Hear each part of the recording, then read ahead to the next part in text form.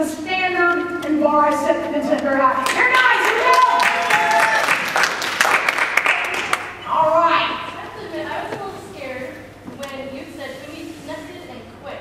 Because especially as a young adult, being connected is about a lot of quickness outside of the church. Because I didn't respond to that Facebook post fast enough, and now I'm off the bandwagon and I missed something.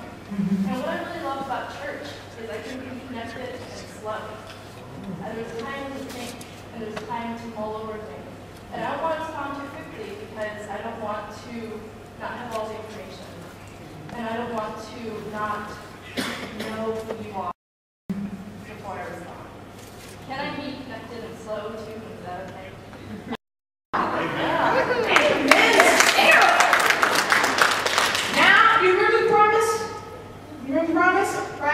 And one of the things we promised was to challenge ourselves and to allow somebody else to challenge us. And so what Sarah has lifted up is a challenge to what I've said, and I think it was a very, very good one. Please give another round of applause for Sarah.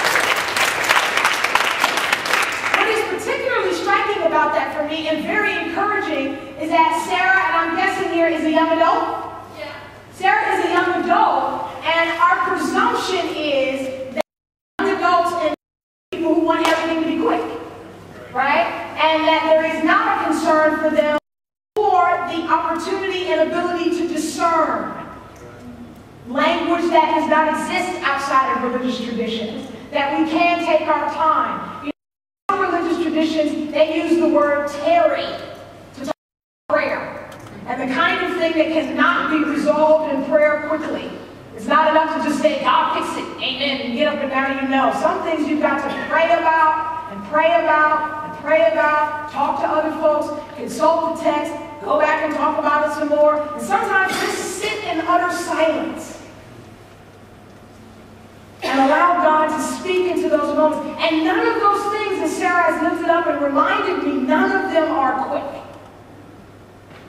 And so, how do we balance this desire to be connected to each other in a world that requires us to be quick, with one of the strong parts of our tradition, which is the ability to be slow, to be intentional, to be deliberative, to be conscious in our dialogue and in our discourse.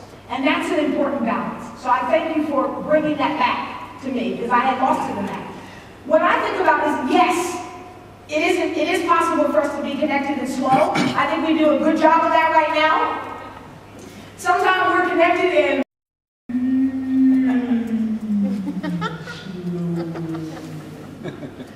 and that's not about discernment. That's not about deliberation. Sometimes that necessity of being slow is about fear. It's about the fear of action. It's about the fear of response. And the sensibility that if I don't say anything, you know, maybe it'll go away. Maybe nobody will notice. Maybe somebody else will say something and I can stand behind them or say I missed it on Facebook. It's not that I wasn't, you know, I didn't care, I didn't see it. So how do we attend to that? And the other question for me about being connected and quick has to do with our ability to continue to adapt. And in this way, I'm not talking about the content. I'm talking about the form, okay? And one of these things has happened even as we've been having this conversation. Now, I noticed a few moments ago, and John, I'm going to ask if we don't have a music break during this period, okay? A moment ago, we just had a dance break. John took the dance break, and there were some seasoned adults in the audience who were a little, okay, how many more years you gonna have?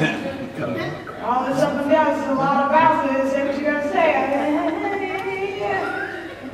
Get to it, right? Right?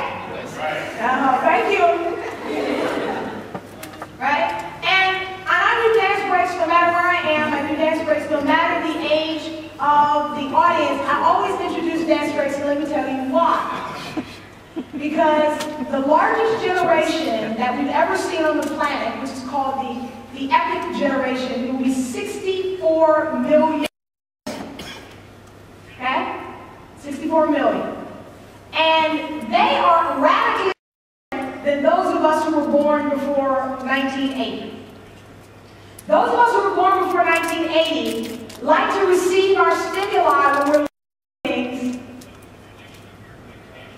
one thing at a time. Okay? Those of us born before 1980, if you want to teach me something, you want me to see something, you want me to comprehend something, you got to give it to me. One thing at a time. I'm going to say again, if I'm born before 1980 and the intent is for me to learn, I need you to give it to me. One thing at a time. Now, you can line up 747 things, that's fine, as long as you give it to me. One thing at a time. What about the epic generation? They like to receive information. 100 things at a time. Multiple things. And so our churches are set up for people who were born before 1980 and who like to receive things. One thing at a time. One thing at a time. So we come to church and one person stands up and they say something and then they sit down and then one other person stands up and they sit down. Then we get a whole bunch of people together who sound like one person and they sing something and they all sit down. Then the next one person gets up and they does. And we don't understand why people who were born after 1980 are in service trying to do this if we have not commandeered their cell phone.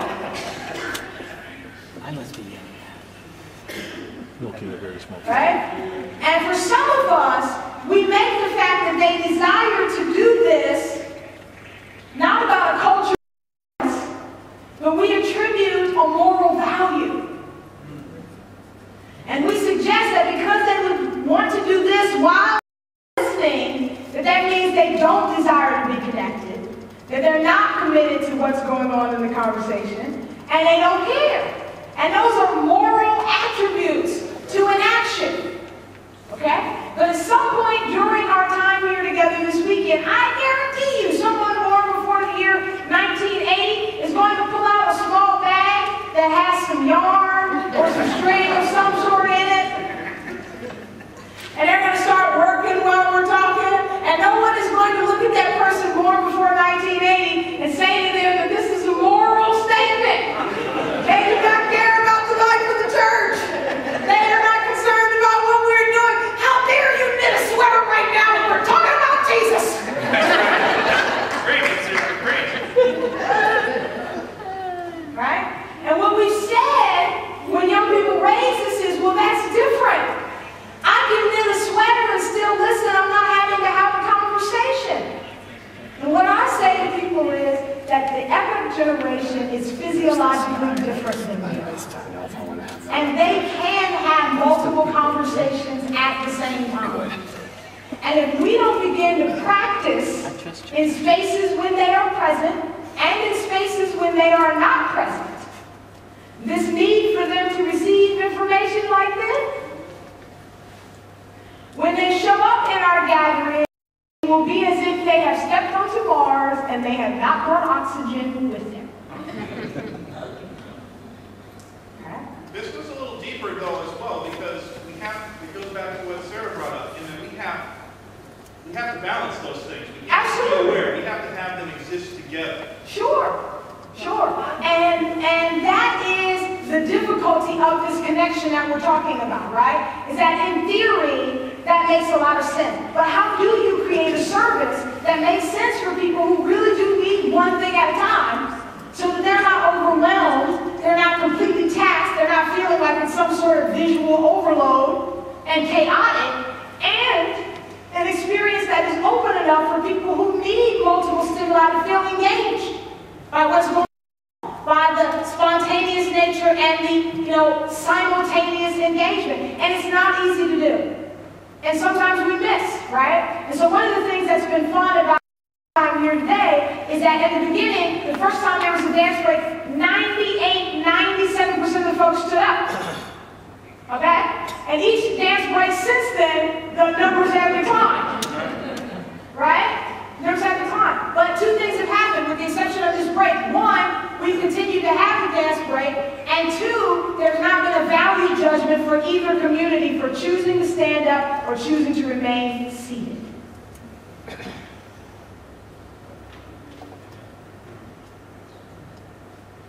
Okay? And that's the struggle. Right? When are the moments when it is appropriate to text? And when are the moments where we really need to be present in this moment? And my challenge to the church is that we've not tried to find that balance.